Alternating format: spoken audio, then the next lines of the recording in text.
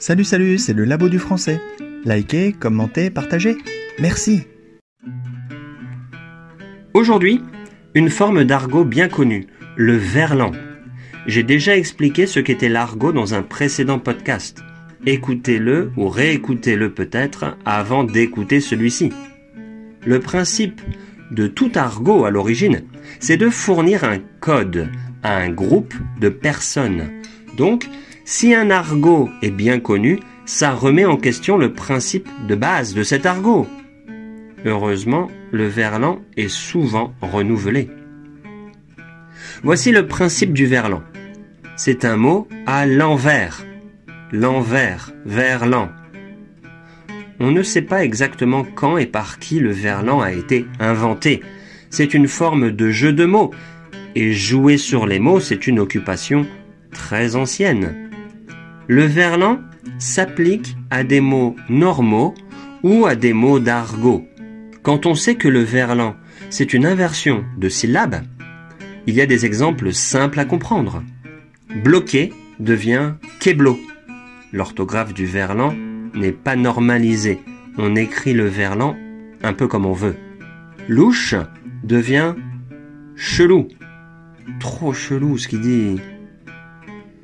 Dans certains mots, pour augmenter la difficulté à comprendre, la finale tombe.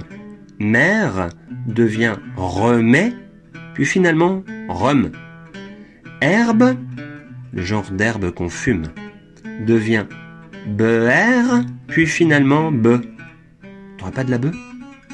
Les verbes ne se conjuguent plus vraiment en verlan. Énervé devient vénère. Comment tu la vénères? J'étais trop vénère. Quelquefois, un mot normal et son équivalent en verlan n'ont plus le même sens. Par exemple, méchant devient chamé, ce qui signifie impressionnant et cool. T'as maté l'épisode d'hier? Chamé. Choper, un mot d'argot qui veut dire prendre, devient pécho, un verbe qui veut dire avoir du succès relationnel avec une autre personne.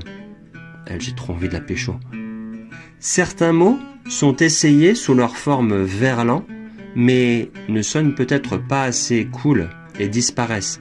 Par exemple, cigarette est devenue garetsi, mais ce n'est pas très populaire. Parfois, certains mots de verlan passés dans le langage courant sont à nouveau passés en verlan. Par exemple, arabe était devenu beurre, avec un changement de sens. Un beurre, c'est un français d'origine arabe ou maghrébine. Beurre a été passé en verlan, mais n'est pas redevenu le mot arabe, c'est devenu le mot rebeu, de même sens que beurre.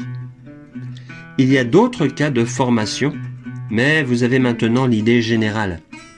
Le verlan existe aussi d'une façon ou d'une autre dans d'autres langues. Faites des recherches si ça vous intéresse. C'est tout pour cette fois. Likez, commentez, partagez. Merci encore, à la prochaine.